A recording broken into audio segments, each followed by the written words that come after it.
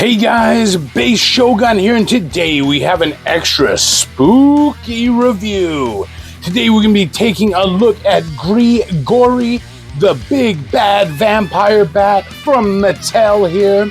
And this was released in the 1980s, and it actually, I think it was sold at kind of cheapo stores there at first, but now it's actually quite a rare and sought after item, getting into the $300, $400, $500 range for nice ones with box. Now, you may be saying, Base Shogun, this box looks a little too nice for 1980. And you would be absolutely right. This is a repo box here.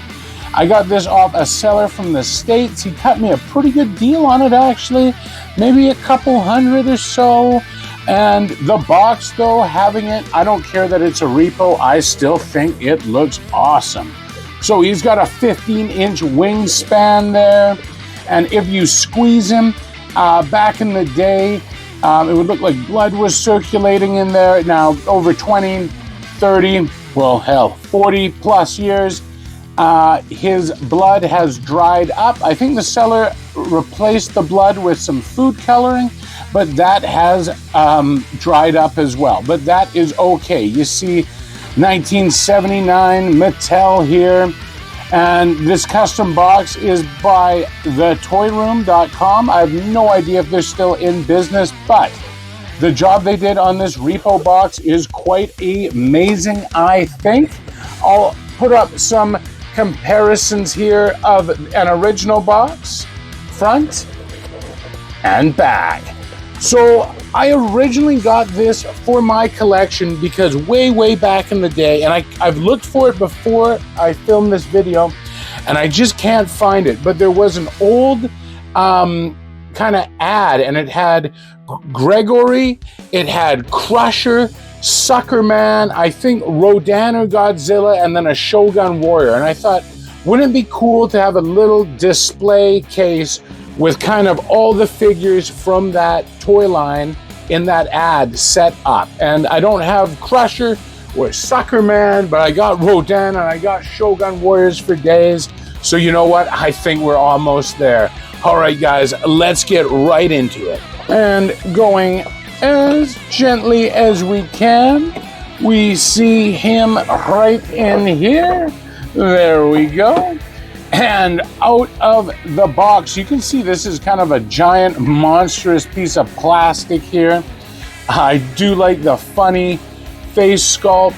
One of the features is, he's got biting action there. It's all rubber, of course. And here's where, if you squeeze this would pump blood. You have kind of the thing at the back that would circulate it. Mine is unfortunately dried up. And speaking of the back, he does come with some nice rubber molded in details.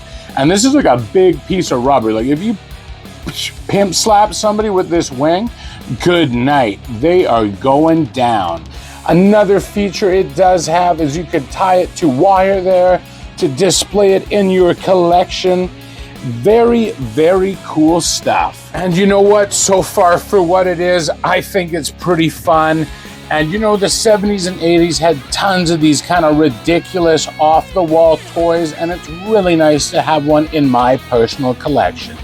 Now, I guess the main feature, I guess you could say feature of this guy, is if, you shake him from the back, it's supposed to look like his wings are flapping there.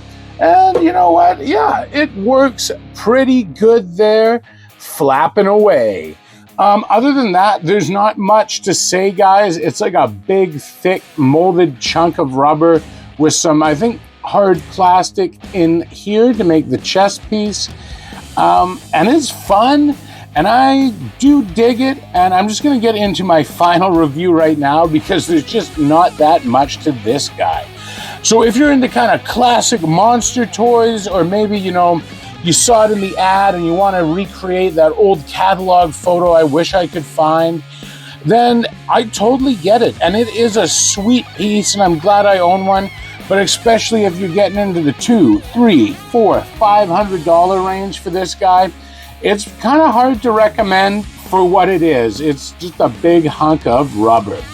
But having said that, I'm going to give this guy, I'm going to give it a 7. And, you know, you could say it's just a rubber bat, but you know what? It is toy history, and it's a unique piece.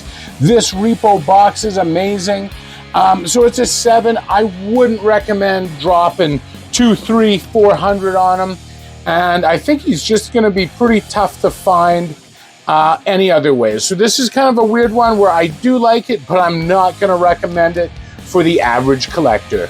All right, guys, thanks for joining me for this quick, kind of different vintage toy review. And remember, don't let anyone or anything ever stop you from collecting.